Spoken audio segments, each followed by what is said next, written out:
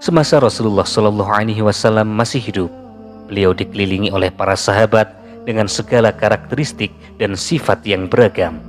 Ada Abu Bakar yang dermawan, ada Umar bin Khattab yang tegas, ada Utsman bin Affan yang pemalu, ada Hamzah yang pemberani, ada Ali bin Abi Thalib yang cerdas, dan lain sebagainya. Namun di samping itu, ada juga sahabat Nabi yang suka usil, suka jahil, suka iseng, tetapi dia juga lucu dan jenaka. Dia sering membuat Rasulullah tertawa. Nama sahabat itu adalah Nuaiman bin Ibnu Amr bin Raf'ah. Beliau adalah satu-satunya sahabat Nabi yang berhasil membuat Rasulullah tertawa sampai terlihat gigi gerahamnya. Padahal biasanya Rasulullah itu jarang sekali tertawa lepas, atau dalam bahasa kita tertawa ngakak. Rasulullah lebih sering memberikan senyum kepada orang-orang di sekitarnya. Karena seringnya Nuaiman membuat hati Rasulullah senang, membuat tertawa Nabi, sampai suatu ketika Rasulullah bersabda bahwa Nuaiman akan masuk surga dengan tertawa. Diriwayatkan oleh Imam Ahmad bin Hambal di dalam musnadnya, Nuaiman adalah salah satu sahabat Rasulullah. Meskipun dia merupakan sahabat Nabi yang bisa setiap hari bertemu Nabi, yang setiap hari mendengarkan nasihat Nabi, tapi ternyata Nuaiman masih memiliki hobi jahiliyah yang sudah dilarang, yang sudah diharamkan oleh Islam. Hobi Nuaiman adalah minum khomer, alias minum minuman keras, alias mabuk-mabukan. Jadi adanya orang yang mabuk, orang yang suka minum minuman keras, itu tidak hanya terjadi di zaman sekarang saja. Bahkan di kehidupan sehari-hari Rasulullah masih ada sahabatnya, orang-orang terdekatnya yang hobinya mabuk-mabukan. Lalu apakah Rasulullah diam saja dengan kelakuan Nuaiman yang hobi mabuk itu? Tentu saja Rasulullah tidak tinggal diam. Berkali-kali Nuaiman dihukum. Pada suatu ketika Nuaiman sedang mabuk, para sahabat menghadapkannya, membawanya kepada Rasulullah. Kemudian Rasulullah memukulnya dengan sandal. Para sahabat pun kemudian disuruh Rasulullah untuk memukulnya dengan sandal, kemudian ditaburi dengan debu. Beberapa sahabat sangat jengkel pada Nuaiman karena setelah dihukum kemudian bertaubat, Nuaiman lagi-lagi mengulangi hobinya mabuk-mabukan. Setelah bertaubat, Nuaiman akan mengulanginya lagi dan lagi-lagi mengulanginya lagi. Maka sahabat menjadi jengkel, bahkan ada yang marah dan menganggap Nuaiman sudah melecehkan hukum Allah. Pada suatu ketika setelah menghukum Nuaiman, seorang sahabat yang sangat marah, ia melaknat dan melakukan sumpah serapah. "Semoga Allah melaknatmu, wahai Nuaiman," kata sahabat itu. Rasulullah Shallallahu Alaihi Wasallam yang mendengar hal itu, beliau segera menegur sahabat yang marah itu. Rasulullah bersabda, Jangan begitu. Walaupun Nuaiman itu seorang pemabuk, tapi dia itu mencintai Allah dan Rasulnya," kata Rasulullah. Ternyata kebengalan, kenakalan, kejahilan dari Nuaiman tidak membuat Rasulullah membencinya. Rasulullah justru merasa terhibur jika bersama si kocak yang satu ini. Rasulullah pun sampai bersabda, "Aku belum pernah dibuat gembira oleh orang seperti Nuaiman membuatku gembira." Di dalam Syarah Bukhari di kitab Fathul Bari karangan Ibnu Hajar Al-Asqalani tertulis di dalamnya, tidak termasuk syarat mencintai Allah dan Rasulullah harus terbebas dari semua dosa. Untuk mencintai Allah dan Rasulnya tidak harus selalu suci lahir dan batin. Seorang pendosa pun berhak untuk mencintai Allah dan Rasulullah. Buktinya Nuaiman, dia pemabuk, jahil, usil, sering membuat repot orang. Namun Rasulullah menyebut Nuaiman sebagai orang yang mencintai Allah dan Rasulullah. Ternyata banyak orang-orang yang nakal yang dicatat sebagai orang yang mencintai Allah dan Rasulnya. Masya Allah. Dalam sebuah riwayat disebutkan, jangan melaknat Nuaiman, karena Nuaiman dicintai Allah dan dicintai oleh Rasulullah. Sobat teman bercerita yang dirahmati Allah, Ibnu Majah menceritakan bahwa suatu ketika Nuaiman diajak oleh Sayyidina Abu Bakar untuk pergi ke negeri Syam. Negeri Syam itu saat ini meliputi wilayah Suriah, Lebanon, Yordania, Palestina, dan sekitarnya. Umumnya orang-orang Quraisy pada masa itu, mereka melakukan perjalanan untuk berdagang. Mereka membawa dagangan dari Mekah untuk dijual ke Syam.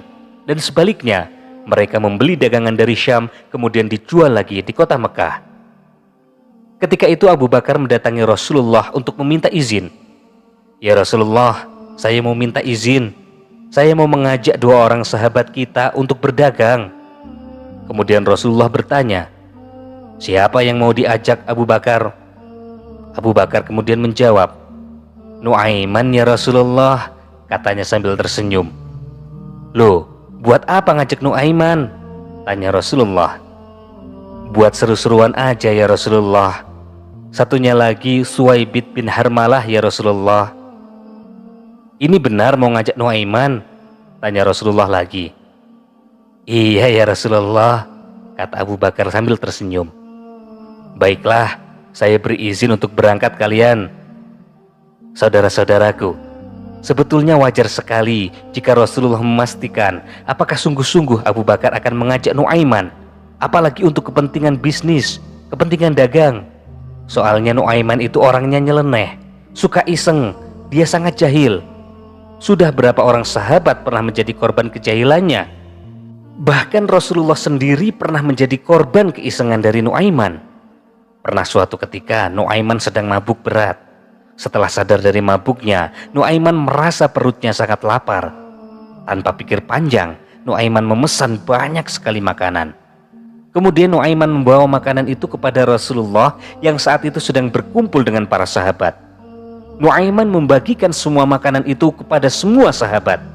Kemudian Nuaiman berkata, "Hari ini kita ada rezeki, mari kita makan bersama-sama." Dengan sangat semangat semua sahabat beserta Rasulullah makan. Setelah makanan itu habis, Rasulullah dan para sahabat mau kembali ke masjid. Akan tetapi Nuaiman mencegahnya. "Mau kemana ya Rasulullah?" "Mau ke masjid ya Nuaiman." "Masa habis makan tidak bayar?" kata Nuaiman. Mendengar itu Rasulullah terlihat agak kaget. Namun kemudian beliau menyadari situasi. Rasulullah pun tersenyum, kemudian balik bertanya, "Yang pesan makanan kan kamu Nuaiman?" "Betul ya Rasulullah," jawab Nuaiman. "Yang pesan makanan memang saya.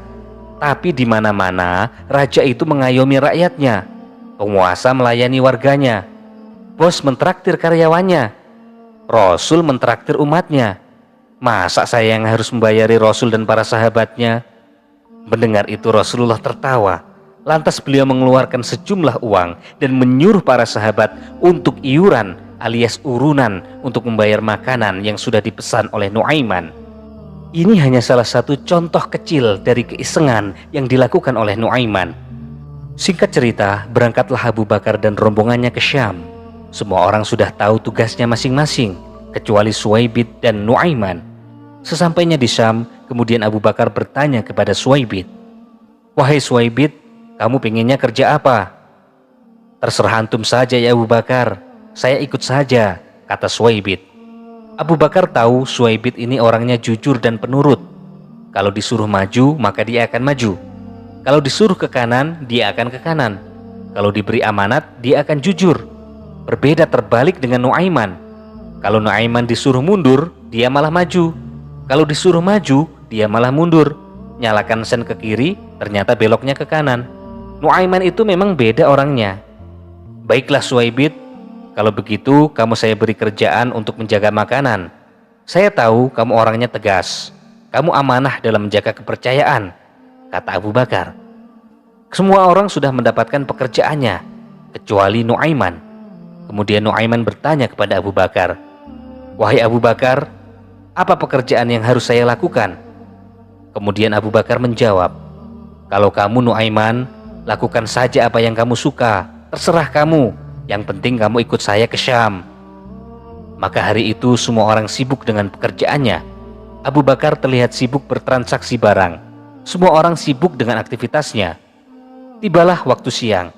Nuaiman tiba-tiba saja merasa lapar. Tapi dia tidak punya uang. Kemudian dia menuju ke tempat rombongan. Dicari-carinya makanan tapi tidak menemukan. Akhirnya Nuaiman bertemu dengan Suwaibid yang sedang menjaga makanan. "Wahai Suwaibid, beri saya makanan. Saya sudah sangat lapar." Tapi Suwaibid menolak memberikannya. Dengan berbagai cara, Nuaiman membujuk dan merayu Suwaibid. Ia mencoba menaklukkan hatinya supaya kasihan dan memberinya makanan. Suhaibid yang memang sangat menjaga amanah tetap menolaknya. "Ya Allah Nuaiman, kita tunggu dulu Abu Bakar ya. Ini bukan roti saya. Saya di sini cuma menjaga saja.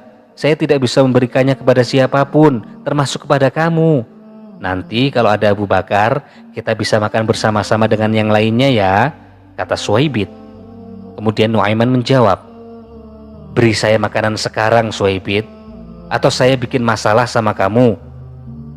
Merahlah wajah Suhaibid, karena dia tahu Rasulullah saja dikerjain sama Nuaiman, apalagi cuman saya, pikir Suhaibid.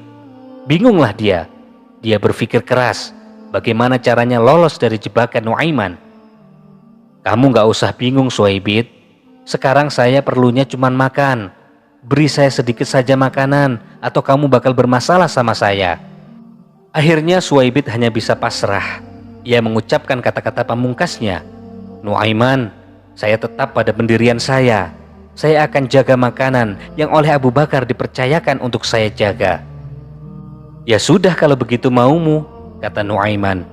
"Kalau begitu kamu akan bermasalah sama saya." Setelah itu Nuaiman berjalan ke pasar.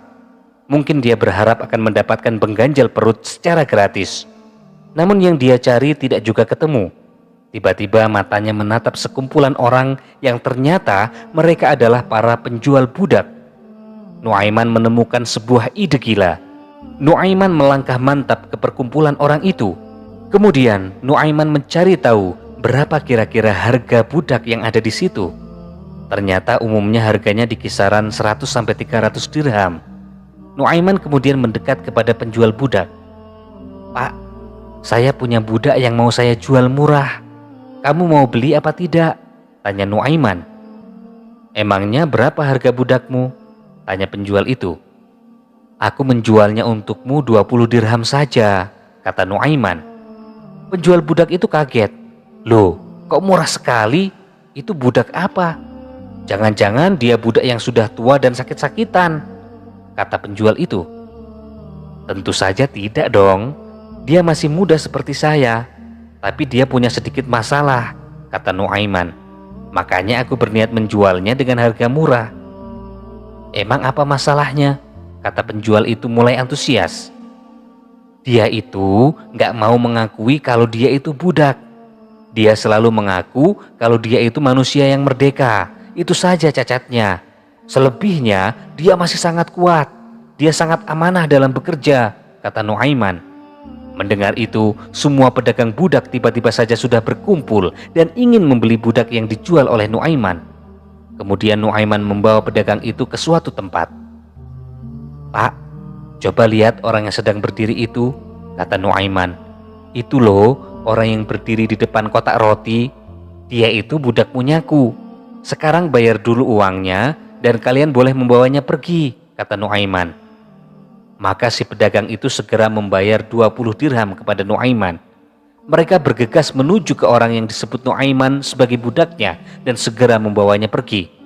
Dan tahukah Anda siapa orang yang dijual oleh Nuaiman?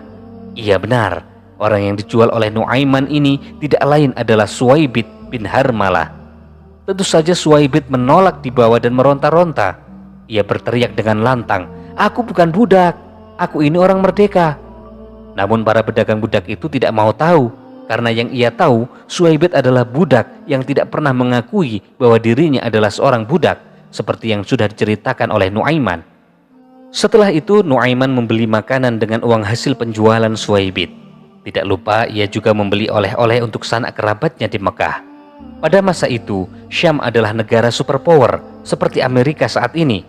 Tentu saja harga barang di sana sangat mahal. Namun itu bukanlah masalah bagi Nuaiman, karena dia sudah memegang uang banyak dari hasil menjual Suhaibid.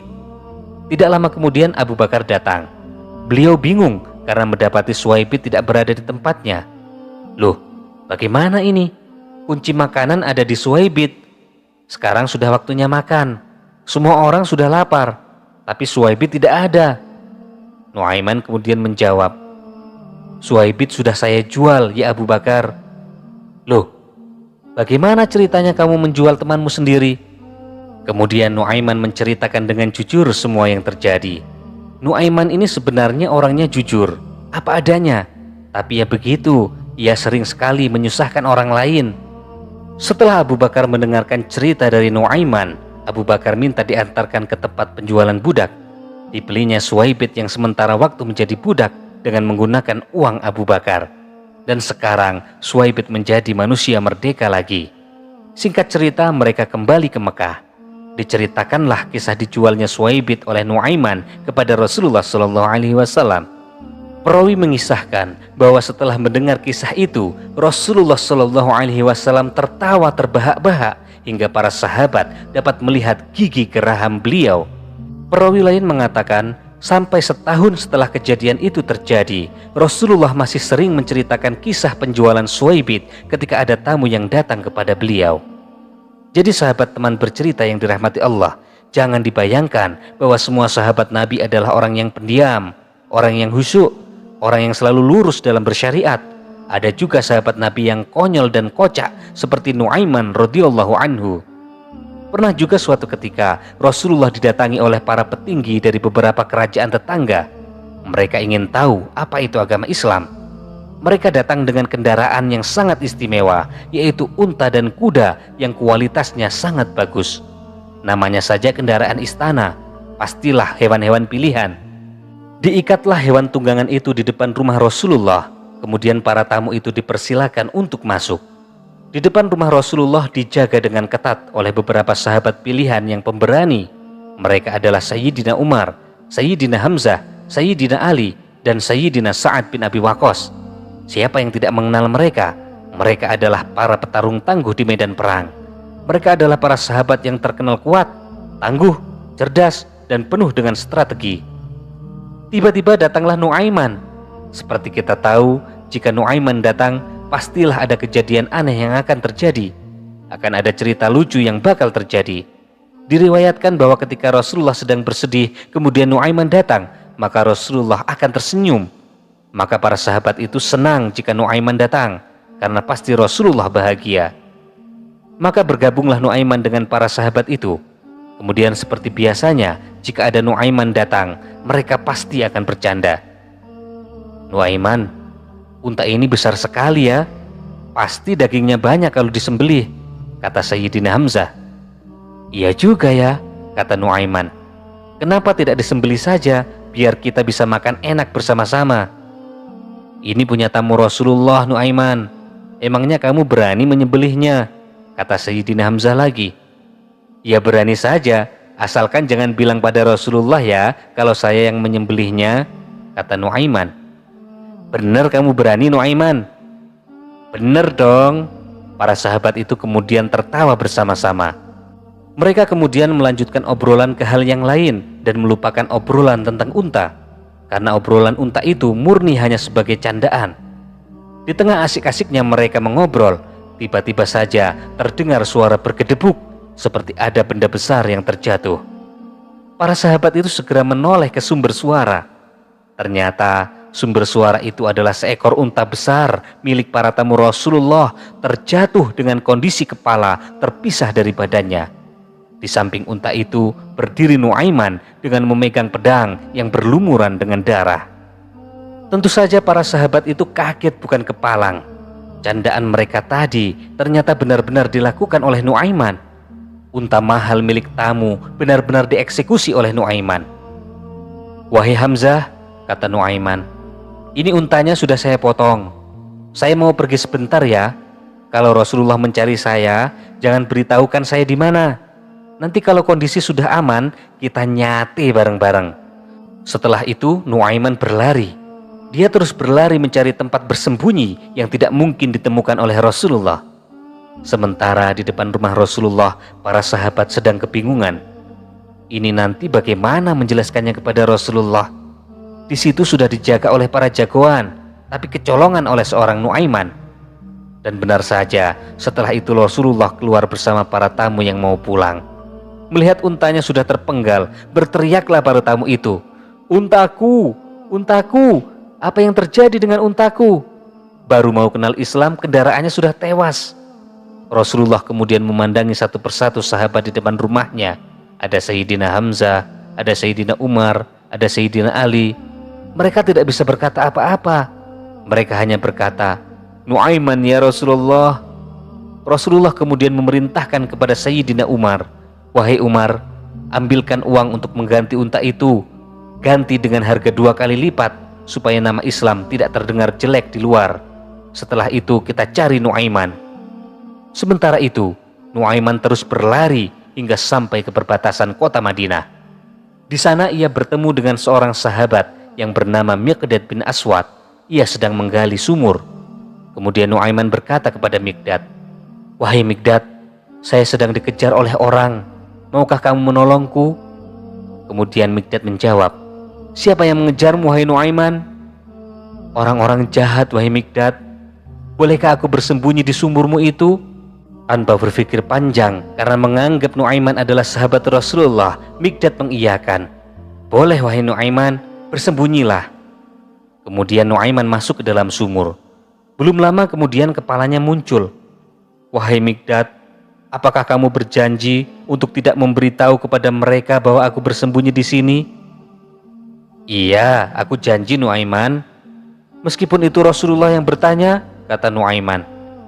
Lokasi sumur itu jauh dari rumah Rasulullah. Maka Miqdad berpikir, Rasulullah tidak mungkin akan pergi ke tempat sejauh ini.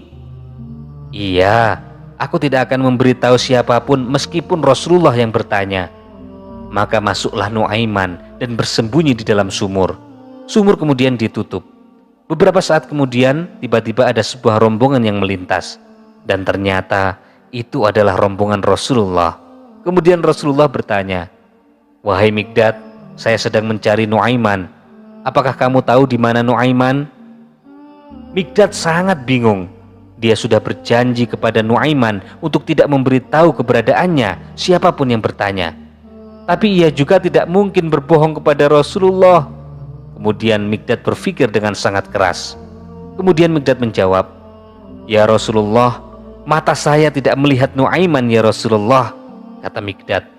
Tetapi pada saat Miqdad berkata-kata itu, tangan Miqdad menunjuk ke arah sumur. Itulah kecerdasan sahabat Nabi. Ia tidak berbohong karena ia benar sedang tidak melihat Nuaiman pada detik itu. Tapi ia juga tidak menipu Nabi dengan mengatakan tidak tahu di mana Nuaiman berada. Setelah itu, Nabi membuka penutup sumur. Dan kemudian keluarlah Nuaiman. "Nuaiman," kata Rasulullah, "kamu sudah bikin saya malu, Nuaiman. Masa unta punya tamu kamu sembelih?" kata Rasulullah. Kemudian Nuaiman menjawab, "Ya Rasulullah, yang bersalah bukan saya. Yang bersalah adalah orang yang mencari saya bersamamu itu ya Rasulullah," kata Nuaiman. "Siapa yang bersalah, wahai Nuaiman?" kata Rasulullah sambil memandangi para sahabat di sampingnya. Ternyata ketika Rasulullah menoleh kepada para sahabat, Nuaiman kembali berlari. Rasulullah dan para sahabat hanya bisa geleng-geleng kepala. Masya Allah, begitulah Nuaiman. Di balik keusilan dan kejahilannya, ia selalu sukses membuat Rasulullah tersenyum, bahkan tertawa. Pernah suatu ketika, Nuaiman duduk di depan Masjid Nabawi. Seringkali Nuaiman diam-diam merindukan Rasulullah yang sering dia buat tertawa. Tiba-tiba datanglah orang buta. Orang itu mondar-mandir di depan masjid, di depan Nuaiman, seperti kebingungan. Kemudian Nuaiman memanggilnya. "Wahai orang buta, ngapain kamu dari tadi mondar-mandir di sini?" tanya Nuaiman. "Saya lagi cari tempat untuk kencing. Biasanya saya sama anak saya, tapi sekarang anak saya sedang tidak ikut," kata orang buta itu. "Oh alah, bilang dari tadi kalau mau begitu. Sini saya antarkan," kata Nuaiman menggandeng tangan orang itu. Tiba-tiba saja muncul keisengan dalam otak Nuaiman. Bukannya dibawa ke tempat kencing, ternyata orang itu dibawa masuk oleh Nuaiman ke dalam masjid. Kemudian dibawanya ke dekat mihrab, tempat imam sholat. Setelah itu Nuaiman berkata, "Kalau kamu mau kencing, ya di sini tempatnya. Terserah kamu mau apa sekarang. Saya tinggal dulu ya," kata Nuaiman. Hehehe, apa di sini tidak ada orang yang melihatku kencing?" kata orang buta itu. "Santai, tidak ada orang yang melihatmu," kata Nuaiman. Setelah itu, orang buta tadi menurunkan celananya. Kemudian dia jongkok dan kencing di dekat mihrab. Melihat orang itu kencing, para sahabat dan tabi'in yang sedang asik berzikir segera menyelesaikan zikirnya. Sahabat dan tabi'in yang sedang sholat menjadi tidak khusyuk dan mempercepat menyelesaikan sholatnya. Mereka segera melompat menghampiri orang itu. Setelah berada pada jarak yang dekat, para sahabat dan tabi'in segera sadar bahwa orang itu adalah orang yang buta. "Hei, kenapa kamu berani kencing di dalam masjid?" kata para sahabat dan tabi'in. "Loh, apa ini masjid?" "Iya, ini masjid." "Maaf, saya tidak tahu. Saya ini orang buta. Saya tadi mencari tempat kencing. Kemudian ada orang yang bahasanya sopan, tutur katanya baik. Dia menawarkan saya untuk membawanya ke tempat kencing. Saya tidak tahu jika ternyata saya dibawa ke dalam masjid." "Walah, ini pasti ulah Nuaiman," kata para sahabat dan tabi'in yang ada di situ. "Siapa lagi yang mau seusil itu jika bukan Nuaiman?" "Loh, siapa nama orang itu?" tanya orang buta itu. "Nuaiman namanya." "Kurang ajar ya, saya bernazar saya tidak akan meninggalkan kota Madinah sebelum memukul Nuaiman dengan tokat saya ini," kata orang buta itu dengan sangat marah. Dia kemudian mencari tahu di mana Nuaiman. Setiap orang yang ia temui ditanyai tentang Nuaiman. "Apakah kamu tahu di mana Nuaiman?" Tidak ada yang menjawab. Nuaiman memang tidak bisa dicari kalau dia diharapkan kedatangannya. Hingga pada suatu saat orang buta itu bertanya kepada seseorang, "Apakah kamu tahu di mana Nuaiman?"